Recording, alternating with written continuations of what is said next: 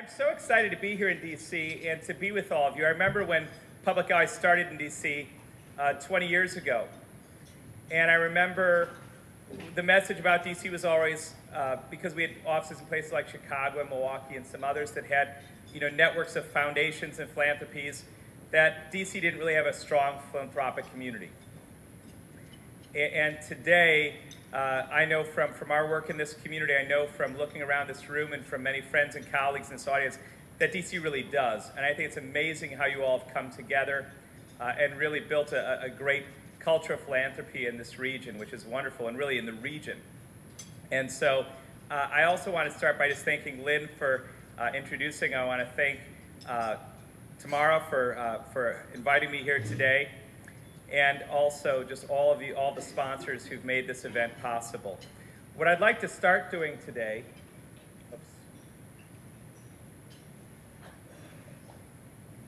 there we go, is I'd like you to take a moment and I'd like you to think as far back as you can go.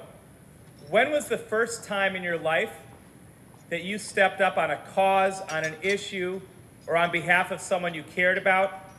I'd like you to think and go back. When was that first time that you stepped up?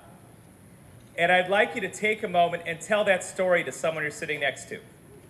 So we're going to take a few minutes and have you share your stories with each other.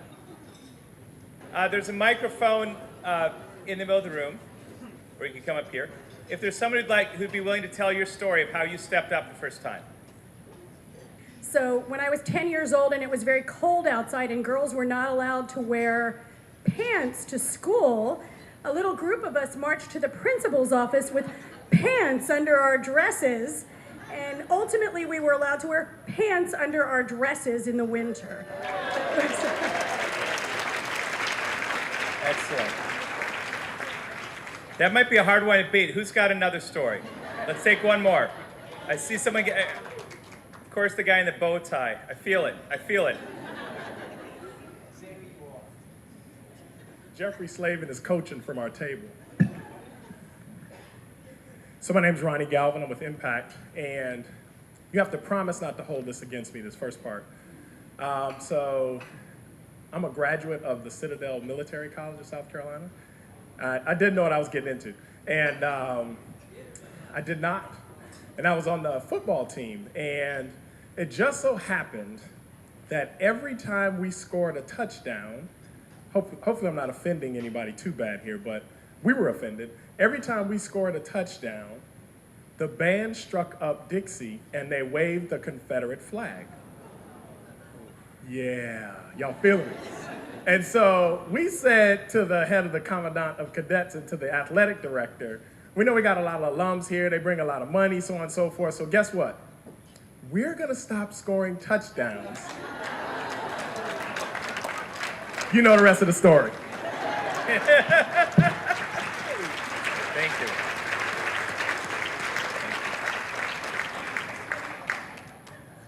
Thank you both for sharing your stories. And I like to start there because I like us all to kind of stop for a moment when we think about leadership.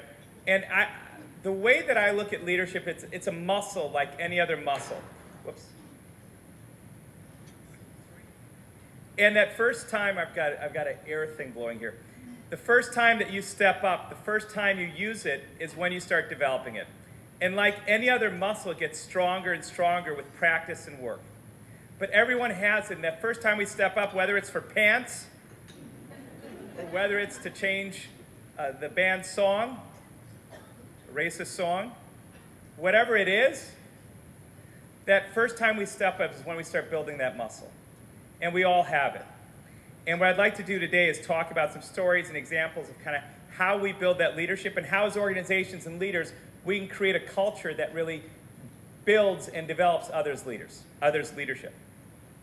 So I want to start with a couple stories, and the first is Biz and Nesh Talbot Scott. Biz was an 18-year-old single mother. She had a 3-year-old son, and she was a student at a local community college. Biz was someone who, in her own words, was a smart girl but had no idea of her potential. Biz had incredible potential. She ended up working at an after-school program, and after working at an after-school program, decided to go back to college. She did well, went to law school, moved to the DC region, where she had a very prestigious legal career, and most recently was one of the people directing presidential personnel at the White House. Most people don't look at a single mom in community college and think White House lawyer. The second story is Peter Hoffel. Peter was 27 years old. He had a philosophy degree, and it did him a lot of good because he was working at a deli. And the main thing he could do is create really cool names for the sandwiches. And one day a woman came and asked if she could hang a publicized poster in the deli. And he asked her about it. He started talking with her about it. And he said that, at that time in his life, he would stay up late at night drinking beers with his friends, talking about politics and social issues, but he never saw himself as part of the solution. Peter ended up working at a legal action organization. He started working with people with disabilities, found he had a passion for it. Today, Peter's the CEO of the National Alliance for Mental Illness in Wisconsin and one of our state's top disability rights advocates. Again, most people don't look at the person making sandwiches behind the counter and think there's a leader. At Public Eyes, we've done that 5,000 times. We found people of incredible talent and potential in our communities, often who've defined themselves and been defined by many systems as being failures or people who shouldn't have opportunity. And we found incredible leadership potential. And we believe that that leadership potential is exactly what we need to move our communities forward. And I just want to take a moment to say that our Public Eyes DC folks are here today, and who are also alums of ours. And I just want to ask them to stand for a second, Nikisha and Melantha and Anthony, just because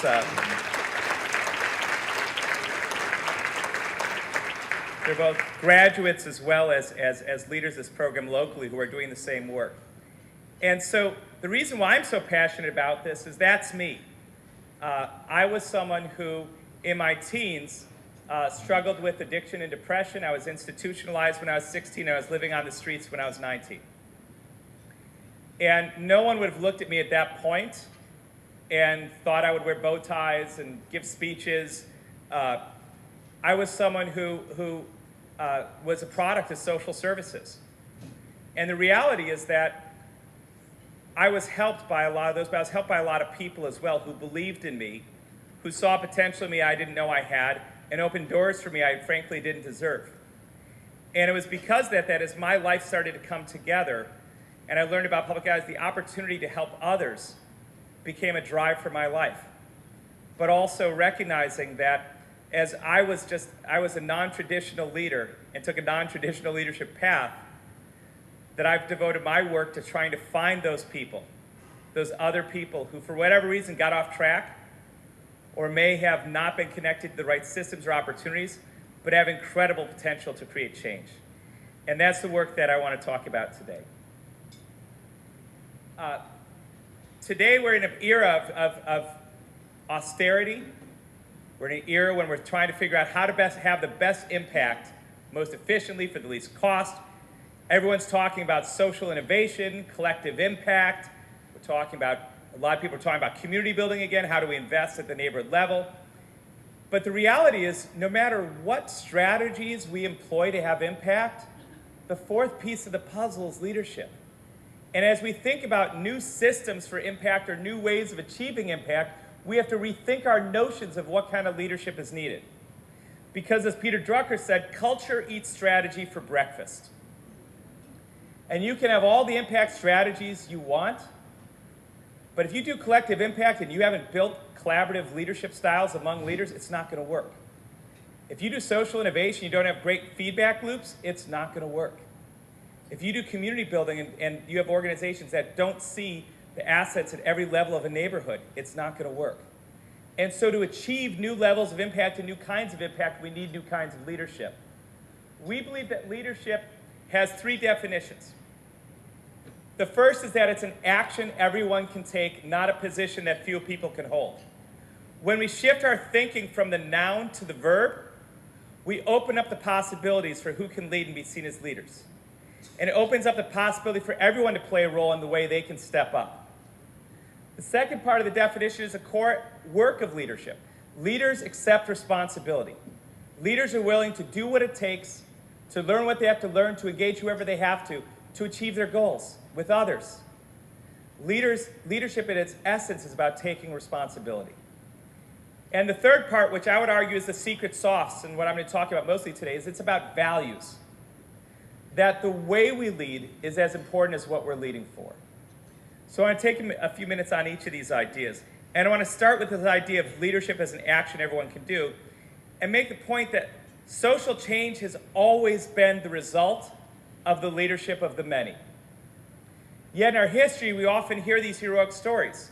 So growing up, I would hear the story of Dr. King and the March on Washington for Jobs and Freedom, and the I Have a Dream speech, which transformed our culture, our politics, our nation. But I never asked myself or thought, how did 200,000 people get there in 7 weeks? And what was the movement behind all of that? You know, there was no website for the march. There was no Twitter handle. No one checked in at the mall on Foursquare. They had rotary telephones, and this audience looks like I talk to college campuses. I sometimes have to explain to them what a rotary telephone is. But the reality is that it happened. The movement was the acts of thousands of leaders. And even the march itself was organized by A. Philip Randolph. And it was Baird Rustin who was chosen as the leader who could really pull all the groups together to make it happen in such a short period of time. And Life magazine, after the march, put Baird Rustin and A. Philip Randolph on the cover. And there were thousands of people at every level, at communities across the country, raised money and organized to get people there. And all the actions for decades that led to that moment were taken by thousands of leaders. And you can take any social movement or any neighborhood effort that created real change, and what you find is it's always the leadership of the many. And so we have to stop trying to find the heroic leaders, and we have to start figuring out how to build many leaders. The second part of the definition is about taking responsibility. And because I was in DC, I opened the chapter with the story of Lisa Sullivan. Does anyone here remember Lisa Sullivan? Great. There's some folks who worked with Lisa. Lisa died about 12 years ago, but was a great leader in this community and many communities. But Lisa was the toughest mentor I ever had, and she mentored a lot of folks. And there were 3 things that Lisa really indoctrinated her mentees in. And really the first was that when you see a problem, don't complain and blame, step up. We're the ones we're waiting for. It's your responsibility. Do something about it. That's what leadership is. But she also said our first responsibility as leaders is developing other leaders. And I can look at Lisa's legacy, for example, and I'm sure those who raise their hands would feel the same way. Her leadership still lives because she devoted herself not just to her vision of social justice and social change, but she devoted herself to building leaders who shared that and could continue that. She had a many-leader strategy for what she was trying to do. But the third thing she always talked about was that how we lead is as important as what we're trying to do. And that if we want to lead long-term, the way we lead is just as important. And that, again, goes back to values. I'd like to stop for a moment again, and I'd like to think about that idea of that all of us as leaders have a responsibility to build others. And I'd like you to share again with each other a story. And I'd like you to think about who is someone in your life who opened a door you weren't ready for, who saw potential in you you might not have seen, who gave you a promotion or an opportunity you might not have been ready for. And I'd like you to think about who's done that for you, and how do you do that for others? And I'd like you to take a few minutes and share with another person, please. So again, I'd love, is there a volunteer who'd like to honor someone important to them? Is there someone who'd like to share a story with the audience? It's a great way to honor someone you care about. Okay. And you can push someone out of their chair if it's a great story they're not willing to tell. Hi, I'm Susan Jenkins from the Arts and Humanities Council in Montgomery County.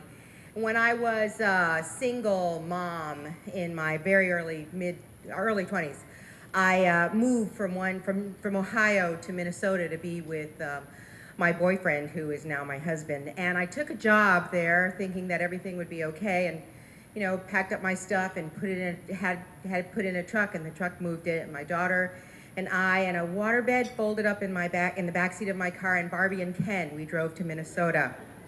And we got to Minnesota, and Barbie and Ken didn't have any problems, getting acclimated to our little tiny apartment. And my daughter, she was going to school not too far from us, and so we blew up the waterbed and, got water in it and everything, but that's all I had. And then I realized that I didn't have enough money to get my furniture out of storage, or any of the things that I had out of storage. And so the job that I had taken, it got to be a drag because I wasn't making enough money. And every day I was going to work, and every day I was getting more and more depressed because I really could not afford to be there. And so the woman who had hired me, every day she's like, "How are you?" And every day I was getting worse and worse. And so finally one day she said, "What the hell is wrong with you?" And so then I told her that, you know, the storage company kept calling me, and they said they were hawk my furniture, and I didn't know what to do, and I was single, and blah, blah, blah, and Barbie and Ken and all that. And so she said, "Come into my office." And so I went into her office, and she said, "How much is this damn storage?" And I said, it's $1,000. And she reached down and she got her checkbook out and she wrote a check for $1,000, and she said, "Now, here, take this damn check, and tomorrow bring the girl I hired." That's great. Thank you. Hi, I'm using this microphone in particular so that Dick England can hear me. My name is Susie Hirsch, and I'm the Executive Director of Chess Challenge in DC. And I've told many, many people this story. I've known Richard and Lois England for a very long time, but it was 5.5 years ago when Dick and I bumped into one another at another event, and he asked what I was doing. And that simple ask changed my life. It was then that he decided to found Chess Challenge in DC, and I am the extremely fortunate recipient of that decision that he made. And he has, in many ways, changed my life, certainly for the better. And I just wanted to share that with all of you here, because even at a very precious age of 87, I think then, he was still founding organizations and putting himself behind, or finding ways to help people in our community. And I want to thank him for that, and for making a huge difference in my life too.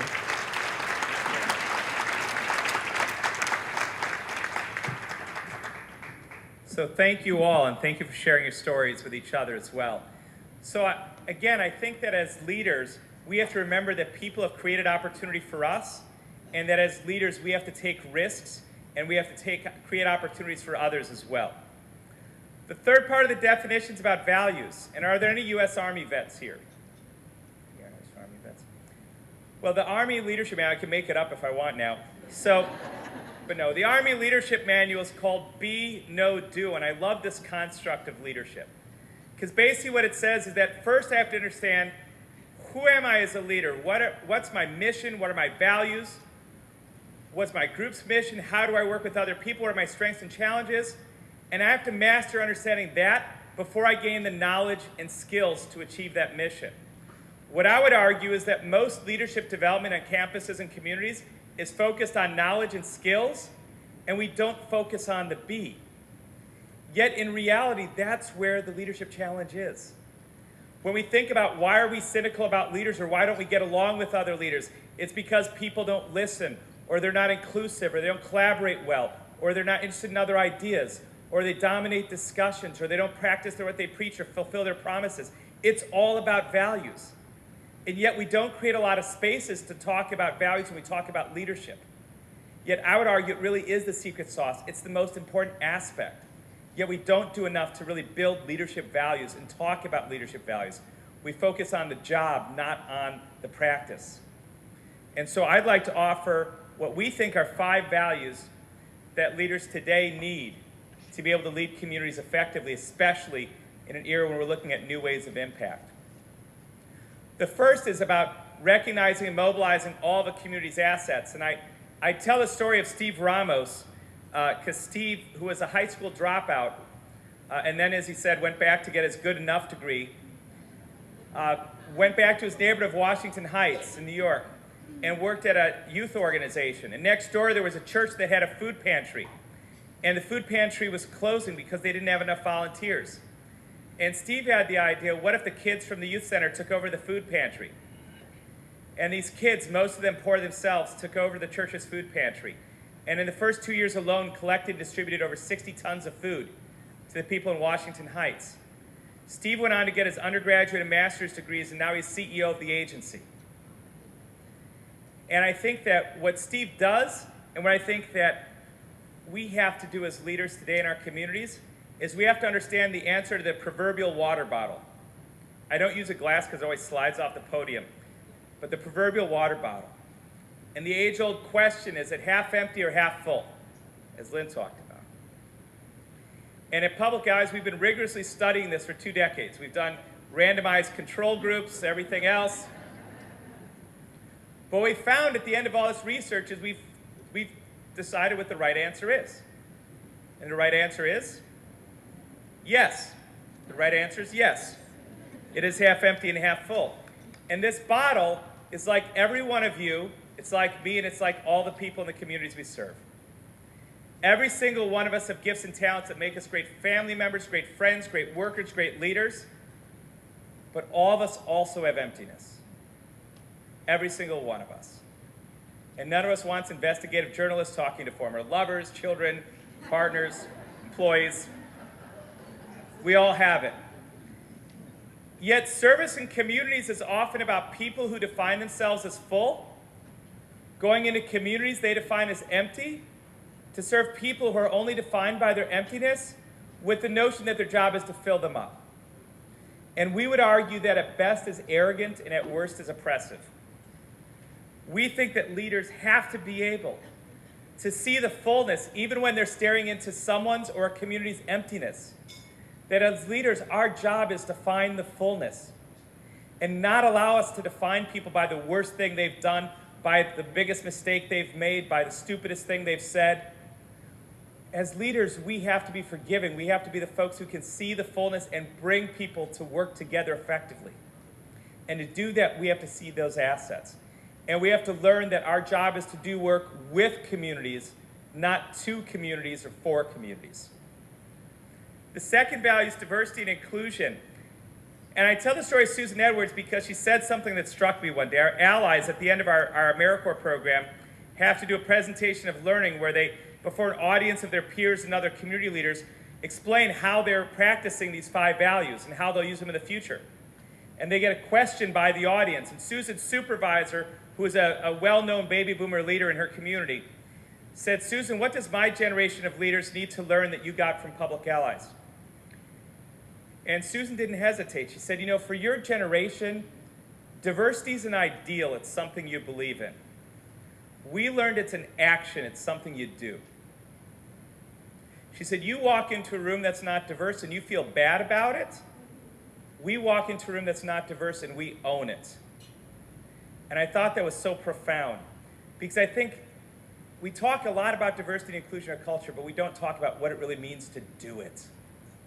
And we often have the conversations, yet we look at the results and the results don't change often. And really there's a simple pass-fail test. We know whether we're reaching all parts of our community.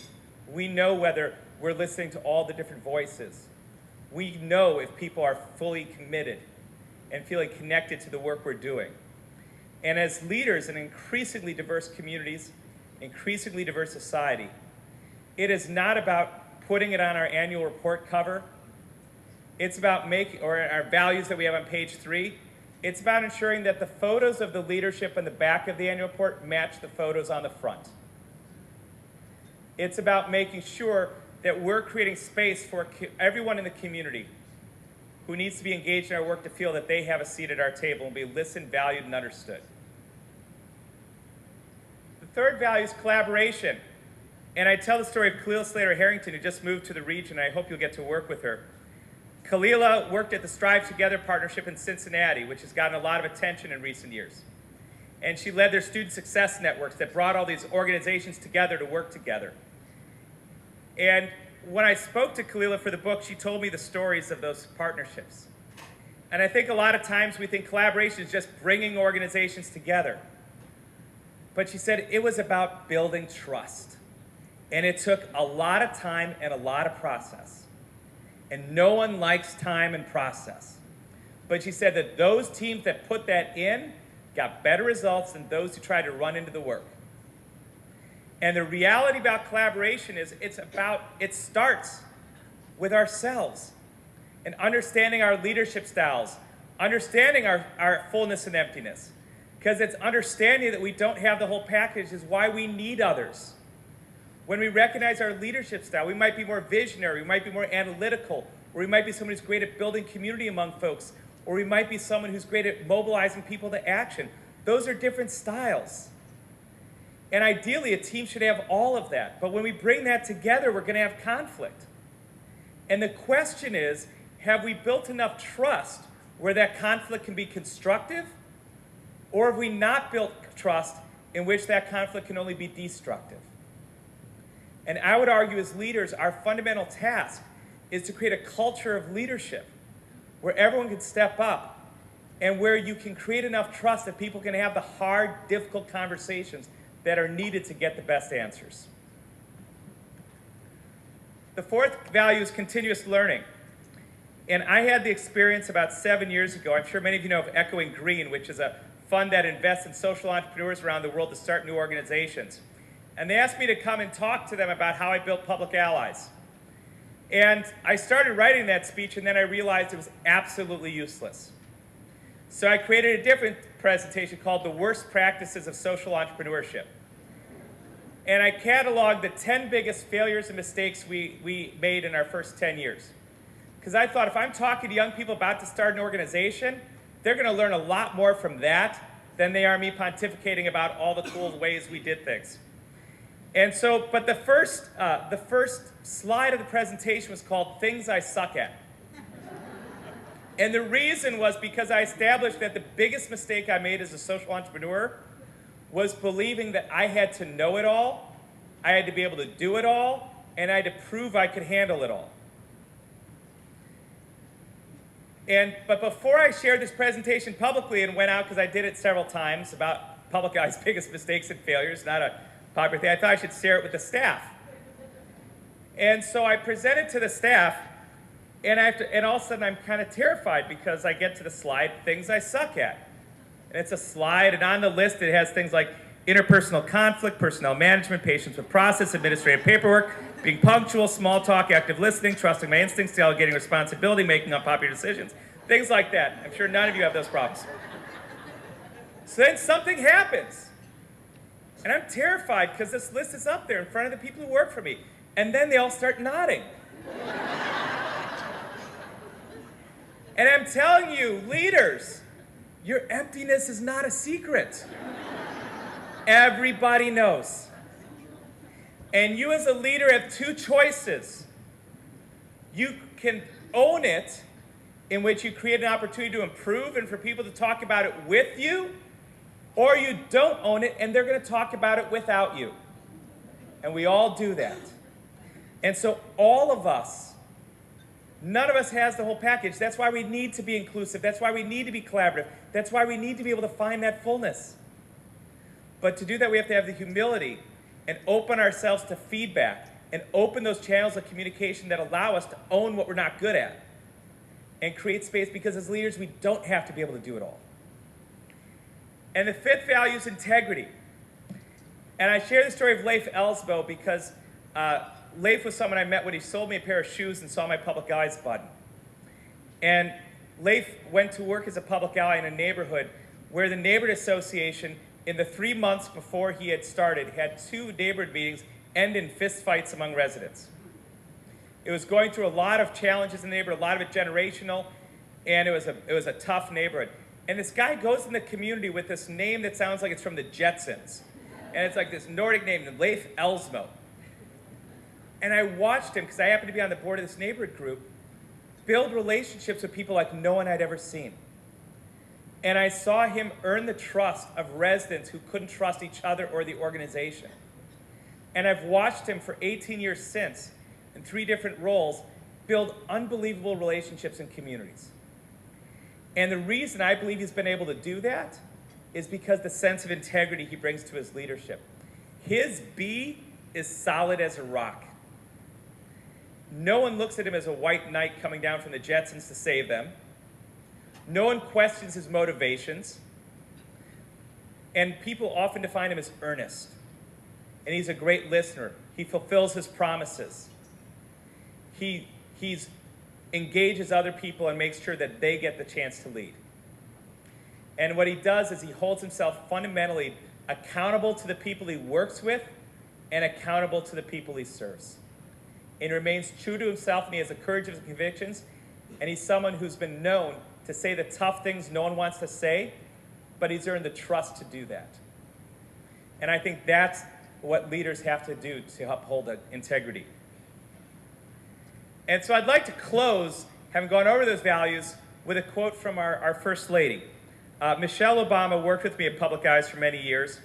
And what I can tell you is when I worked with her, I knew she'd go on to big things. I know she would be First Lady, but I can tell you I never imagined she'd be a fashion icon. When I worked with her, it was jeans and sweatshirts like in this photo pretty much every day. So that's the part that surprised me more than anything. But a couple of years ago, she gave a speech where she reflected on her experience, and I think it sums up our perspective of leadership really well.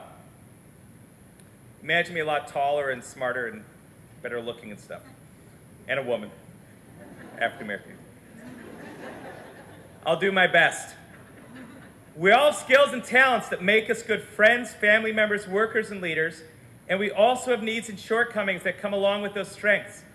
We can't do well serving communities, I learned with Public Allies, if we believe that we, the givers, are the only ones that are half full and that everyone we're serving is half empty. That's been the theme of my work in community my entire life, that there are assets and gifts out there in communities, and that our job as good servants and as good leaders is not only just being humble, but it's having the ability to recognize those gifts in others and help them put those gifts into action. At Public Allies, we endeavored to do this by bringing these young people together from diverse backgrounds. We worked with African Americans, Asian Americans, Latinos, Native Americans, white, gay, straight, you name it, college graduates, ex-felons. We brought them all together every week to work in a group, and truly that's where the magic happened. When you saw those kids from all those different backgrounds really tussling it out and trying to figure out their philosophies in the world in relationship to their beliefs and stereotypes. The law school graduates realized they had a lot to learn about how communities really work and how to engage people. There's nothing funnier than to watch a kid who believes they know it all actually come across some real tough problems that test every fiber of what they believe. And then you see that young person with a GED realize that they could go to college because they're working with kids who are just as smart or not as smart as them who are going. And they gain a sense of the possibilities that they have. They know that their ideas are just as good, sometimes even better. That's when those lights go off. That's what we think of when we think of being asset-based, that a kid from Harvard and a kid with a GED are both full of promise. Everyone learned to build authentic relationships with one another where they could recognize each other's strengths and provide honest feedback on their challenges. They gained a blend of confidence and humility that prepared them to be able to lead from the streets to the executive suites. If we want to solve the problems of our communities, again, in this drive for greater impact, this drive to do more collaboration and things like that, we need to think differently about leadership. And we need the kind of leadership that's driven by values. We need to see each other's assets. We need to see our community's assets. We need to know how to build trust and collaborate, how to be inclusive and bring all voices. We have to create those feedback loops for ourselves and our efforts, and we have to hold ourselves accountable. Washington, D.C., even with all the flaws we've seen in the last few months, is still the beacon to the world for democracy.